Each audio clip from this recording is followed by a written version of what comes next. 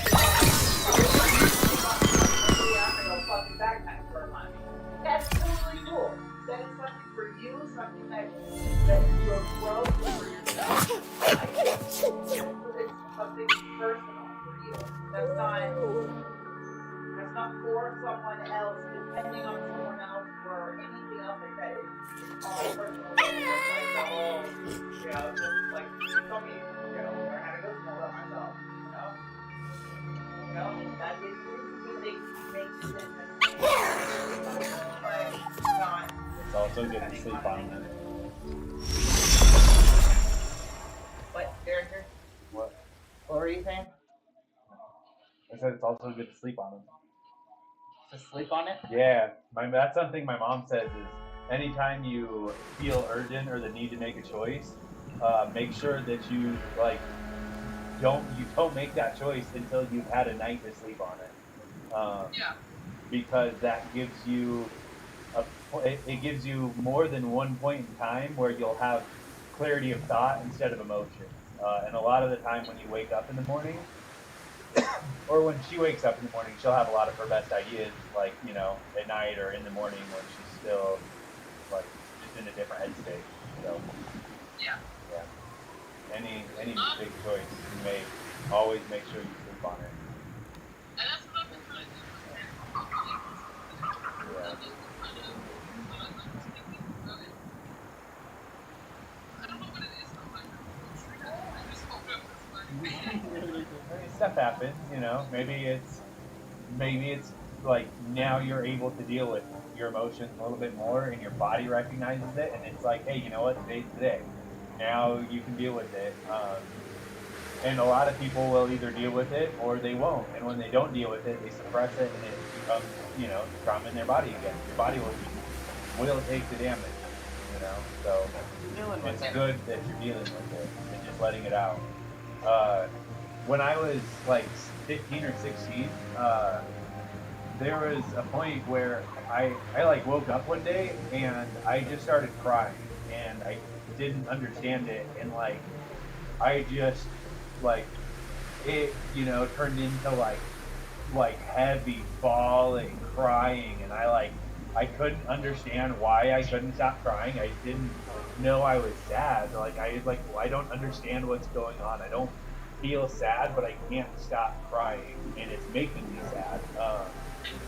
And thankfully, my mom's a therapist, right? So I was talking to her, but this is what I was telling her, and she explained to me my body was finally releasing stored up grief and stored up trauma from my childhood. I actually it went on for days. I was crying for almost like 3 days straight, and I couldn't stop. I fell asleep bawling still and just crying, and I woke up crying, and I could not stop. And it was like I didn't understand too. I didn't understand what was fucking wrong with me, and I went and just talked to my mom, and I was like, I don't understand what's wrong with me or why I can't stop crying. And she explained that it was all of the grief that my body had stored up from when I was a child, and now I was old enough to process it and to deal with it. And there was I think I've explained a little bit about some of my childhood to you. So, I mean, there was a lot of stuff that how does a 4 or 5 year old deal with that? And the answer is they don't. Just flat out, coming from experience, the answer is they don't. But it doesn't mean that it didn't happen to you, and it doesn't mean that you don't have to deal with it, And it's the same thing. Just when just because mine was such an extreme experience, it doesn't make it any different to anybody else. When something traumatizing or that's just too much for you to handle in the moment happens, your body deals with it and it lets you deal with as much as you can at a time. You know, so it's important.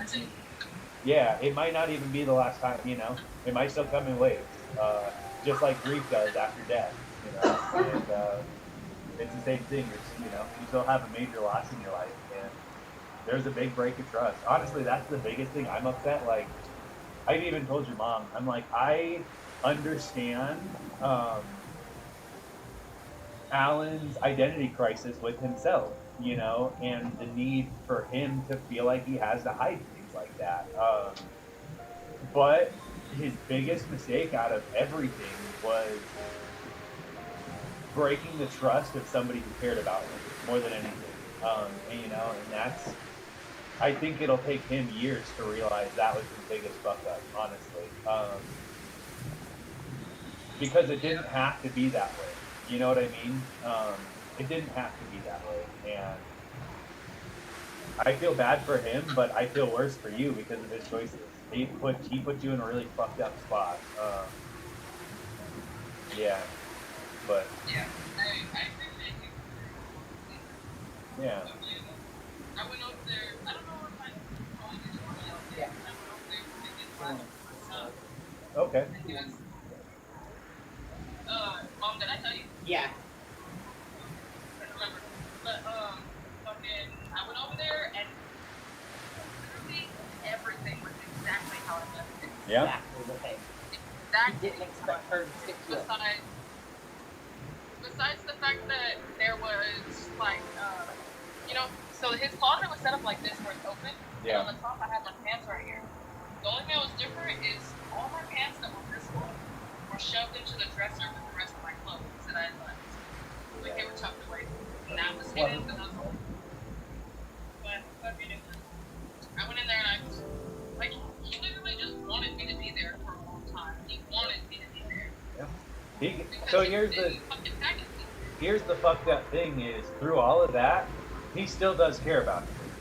You guys have the same way that you care. I know, and this is gonna be hard, right? The way that you care about him, he still cares about you. So he, like, part of the reason why you needed to get out of there is because that, like, that guilt towards himself will turn into anger and hate, and it turns into exactly what was happening when you said things were starting to get kind of nasty when you were over there. That's why I looked at your mom and I said she needs to leave now. And that's why, right? We've both had experiences going through not this situation, but you know, that just situations, good situations that don't always stay good.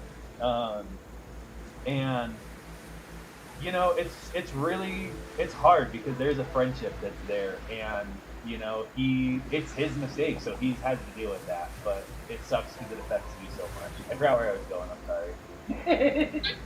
Just like we both, like the fact that he still loves me, he still, you know, that Right. we're not healthy for each other. He Right. still wants So that's another hard thing. You need to stay to your and boundaries. like, and I can be standing on that is hard because like I don't want to. I don't fucking want to do Yeah. this. Like this shit he's brought on to me. I Right. want to put my foot down and stand on that when I don't want this to happen in the first place. Or whatever. But like he just would never let go. He was never ever gonna fucking let go. He, even now, like he tried to light his blunt while I was there, right after I was leaving. Like I'm not gonna smoke. Right. I like that.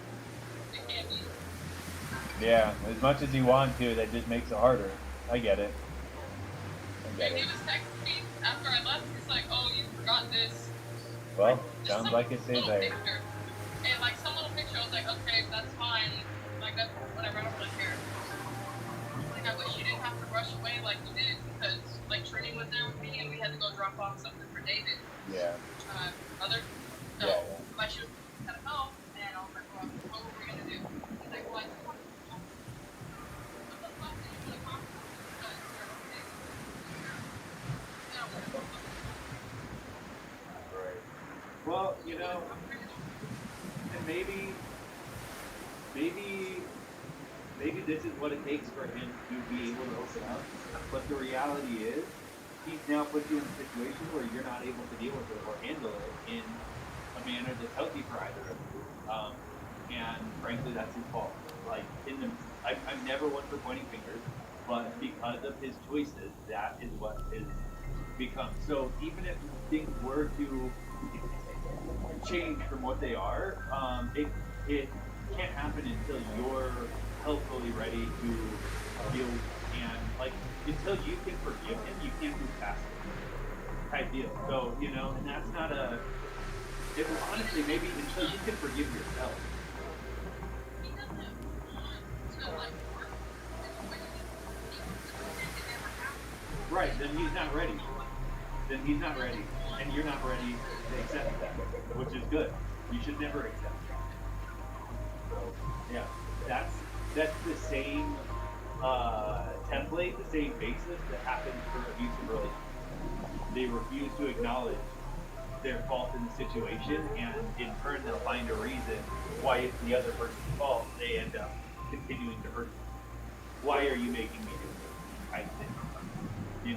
Why? And in this situation, a lot of the time, oh well, why are you not making me? And that's fucking bullshit. Because in this situation, he would be continuing to put himself in a situation that's not making himself happy, and you would be paying consequences over and over. And honestly, as soon as your mom told me, I was like, oh, that makes a lot of fucking sense. A lot of fucking sense. Yeah. That's exactly what I said. Right, and so with all of the pre-existing knowledge that just fits into place all of a sudden, then how do you take that and move forward? Also, just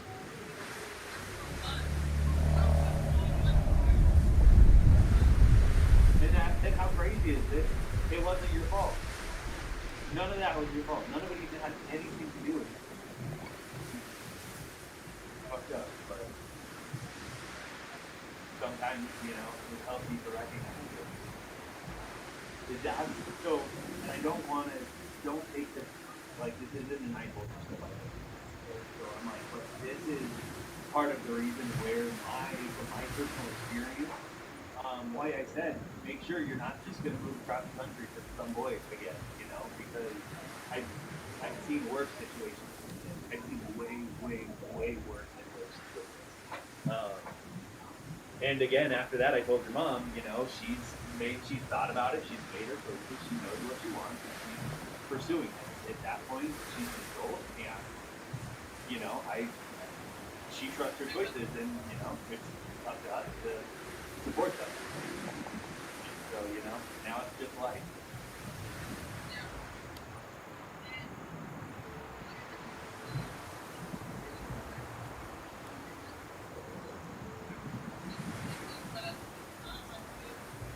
It's life.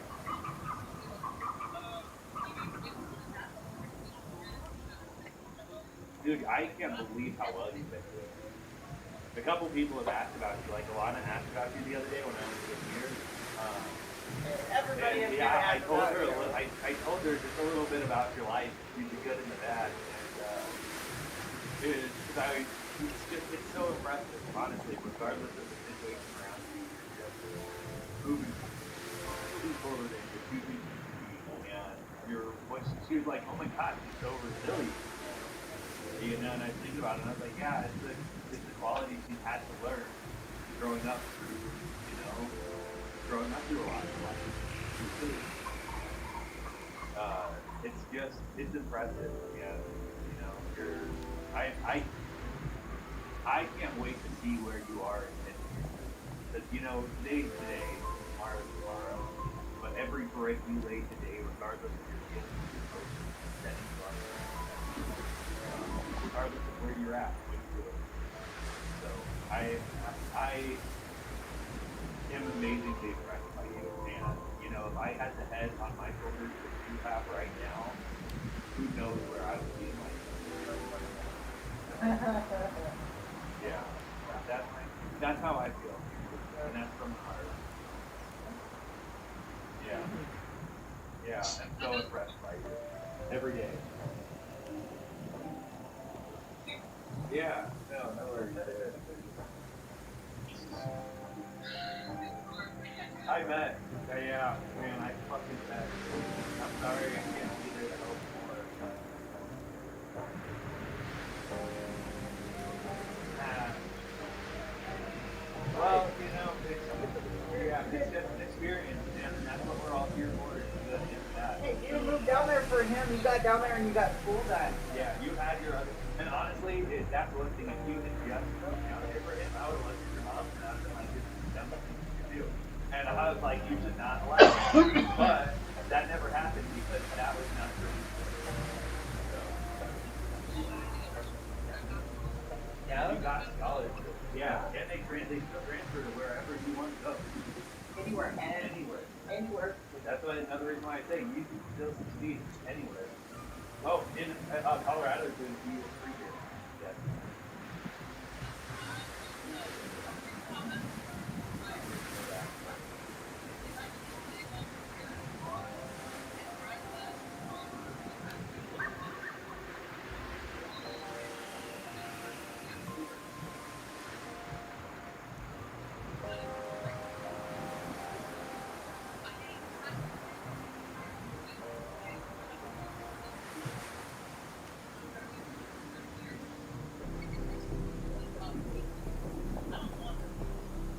And also, the same thing applies. Don't just leave because of course. They, make sure that you're leaving right for you. Not that you want to get away from it. Or even if you're just trying to get away from me. That's not going to work.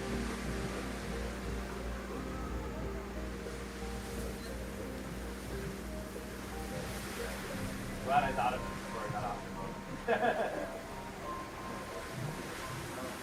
We miss you up here. I miss you up here. I miss you.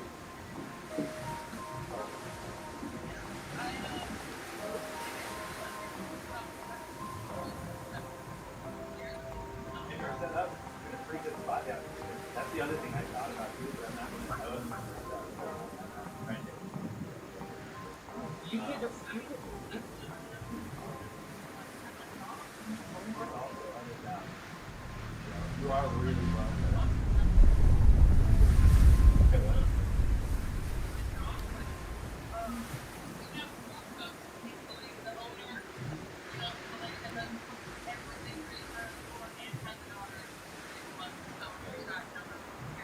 she's got a full schedule.